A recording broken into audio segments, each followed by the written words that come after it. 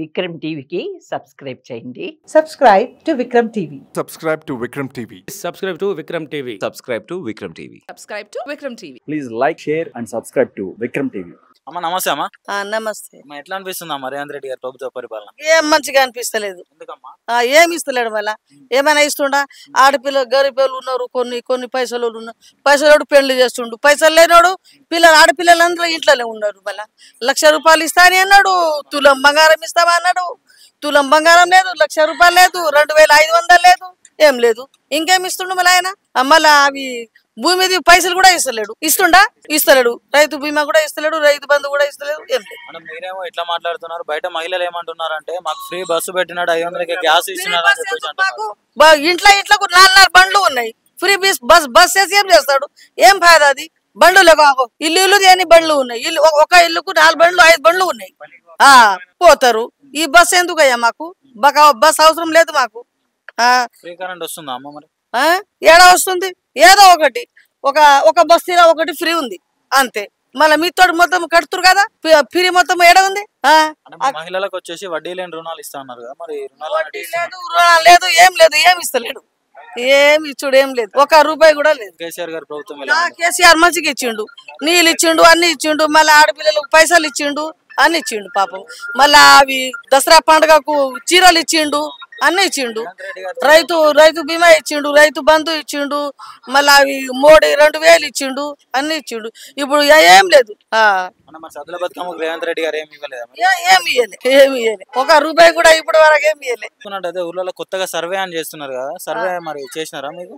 మాకు ఇంకా సర్వే రాలేదు. ఇంకా సర్వే అయినా చేయలేదు, ఎప్పుడు వస్తుందో ఏమో తెలియదు. అన్న నమస్తే. అన్న నమస్తే. ఎట్లా అనిపిస్తుంది అన్న రేవంత్ రెడ్డి గారి ప్రభుత్వ పరిపాలన? దాదాపు రైతులకు అయితే చాలా ఇబ్బంది. రైతు బంధు రాలే ఇప్పటి వరకు. రైతు రుణం మాఫీ అన్నారు కానీ అది కొంతమందికి వచ్చింది, కొంతమందికి రాలేదు. ఇంకోటి వచ్చేసి ఈ వరి ధాన్యం కొనుగోలు, దాని గురించి గిట చాలా ఇబ్బంది పడుతున్నారు. కొంత ఏరియాలో స్టార్ట్ అయినా ఇంకా కొంత ఏరియాలో స్టార్ట్ అవ్వలేదు. చాలా మంది ఏమంటారు అంటే ఆ ధాన్యాన్ని కొనుగోలు చేయడానికి ఇంకా రైస్ మిల్లర్లు వాళ్ళు ఇంకా ముందుకు రావట్లేదు. ఇంకా అది ఎక్కడ ఉంటే అక్కడనే ఆగిపోయింది మొత్తం చాలా వరకు. అంటే రేవంత్ రెడ్డి గారు పథకాలు పెడుతున్నారు కానీ అవి పూర్తి స్థాయిలో అమలు చేయట్లేదు అని చెప్పేసి అంటున్నారు. మరి ఇది ఎంతవరకు నిజం? 6 హామీలు ఇచ్చిండు కదా, 6 హామీల్లో ఒకటి బస్సు అయితే వస్తుంది. అది బస్సు లేడీస్ వల్ల చాలా 300 కోట్లు అంటే నెలకు 300 కోట్లు అంటే అది చాలా బాధాకరము. అది మళ్ళీ ఎన్ని అప్పులు చేయాల్సి వస్తుంది, మళ్ళీ రాష్ట్రాన్ని మొత్తం అప్పుల్లో మొత్తం నెట్టేస్తుంది. మొత్తం 5,000 కోట్లు దాదాపు ఇప్పటి వరకు అయింది. అది చాలా ఆ స్కీములు అయితే పనికిరాని స్కీములు అవి. అంటే మరి స్కీములు పెట్టి అధికారంలోకి వచ్చారు కదా, అదే హామీలో మార్పు అన్నాడు కదా, ఇది మార్పు కావాలని కోరుకుంటారు ఎవరైనా, కానీ ఇలాంటి మార్పు చాలా బాధాకరం. అదే అన్న, ఇప్పుడు 6 నెలల్లో 6 గ్యారంటీలు ఇస్తామని చెప్పేసి అధికారంలోకి వచ్చారు కదా, 6 గ్యారంటీలు ఎంతవరకు? 100 రోజులు అన్నారు కదా, సంవత్సరం అవుతుంది. దాంట్లో 1, 2 వస్తుంది ఇప్పటికైతే. మిగతా అన్ని 4 అయితే ఇవ్వట్లేదు కదా. సో మరి రైతులకు ఏ పరంగా ఉందన్న? రైతు భరోసా అనేది దసరాలోపే ఇస్తామన్నాడు, అయితే ఇంకా అమలు చేయట్లేదు. అది రైతు భరోసా ఇస్తామన్నారు కానీ అది రైతు భరోసా ఇప్పటి వరకు ఇవ్వలేదు. ఆల్రెడీ ఒక పంట అయిపోయింది, ఇంకో పంట మళ్ళీ ఇంకో పంట వచ్చేస్తుంది ముందుకు, మళ్ళీ ఇంకో పంట వేయాల్సి వస్తుంది. కానీ అది రైతు భరోసా ఇస్తే చాలా మందికి బెటర్ ఉండే. అది రైతు కూలీల ఖర్చులు బాగా పెరిగినాయి కదా, దాన్ని బట్టి ఇంతకుముందు కేసీఆర్ ఇచ్చిండు కదా, దాన్ని లాగా ఈయన ఇస్తే బాగుండే, అని ఈయన ఇస్తలేడు కదా. సో మరి రైతులు ఎంతో కష్టపడి పంటలు పండిస్తా ఉన్నారు కదా, మరి పంటకు తగ్గ దిగుబడి అనేది వస్తుంది అంటే రైతు అది నష్టాలు వస్తుందని పండియట్లేదు. రైతు ఒకవేళ రైతు ఆగిపోతే ఈ దేశం అనే ఆహారం అనేది దొరకదు.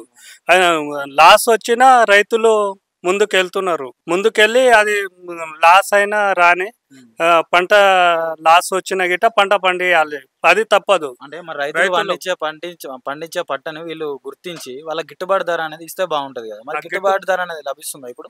గిట్టుబాటు ధర అనేది అది సన్న వడ్లు అని చెప్పారు. సన్న వడ్లు అంటే అది ఇస్తారో ఇయ్యరో అని చాలా మంది బయట రైస్ మిల్లర్ వాళ్ళకి అమ్మిస్తారు.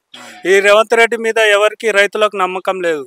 అది రైతు భరోసా అప్పుడే ఇస్తామన్నారు, ఇప్పుడు వరకు గతి లేదు. ఇంకో పంట స్టార్ట్ అవుతుంది, ఇప్పుడు మళ్ళీ సీజన్ మళ్ళీ స్టార్ట్ అవుతుంది. అంటే మరి రేవంత్ రెడ్డి వచ్చిన ఈ సంవత్సర కాలంలోనే ఈ నమ్మకాన్ని ఎందుకు కోల్పోయాడు అంటారు? అదే హామీలు, అది ఆయనకు ఫస్ట్ ఈ హామీలు ఇస్తే ఎంత ఖర్చు అవుతుంది, రాష్ట్రానికి ఎంత మళ్ళీ డబ్బులు ఎంత ఇవ్వాల్సి వస్తుంది, అది ఇవ్వకుండా వాళ్ళు అధికారం రావడానికే ఇచ్చారు హామీలు తప్ప వేరే దాని గురించి ఇవ్వలేదు. కొత్తగా మరి రేవంత్ రెడ్డి గారు డిజిటల్ కార్డ్స్ అనేవి ఇస్తామంటున్నాడు కదా, ఇప్పుడు డిజిటల్ కార్డ్స్ వల్ల ఏదైనా ఉపయోగాలు ఉన్నాయంటారు?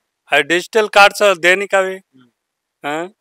అదే రేషన్ కార్డు లేని వాళ్ళకి ఇస్తే మంచిదే, అని అది చాలా మందికి లేదు కదా, అది ఇటే ఇస్తే బాగుంటుంది. గత కేసీఆర్ గారు ప్రభుత్వంలో 10 ఏళ్లలో రేషన్ కార్డులు ఇవ్వలేదు. ఇప్పుడు రేవంత్ రెడ్డి గారు వచ్చిన సంవత్సరంలో కూడా రేషన్ కార్డులు అనేటివి ఇవ్వట్లేదు.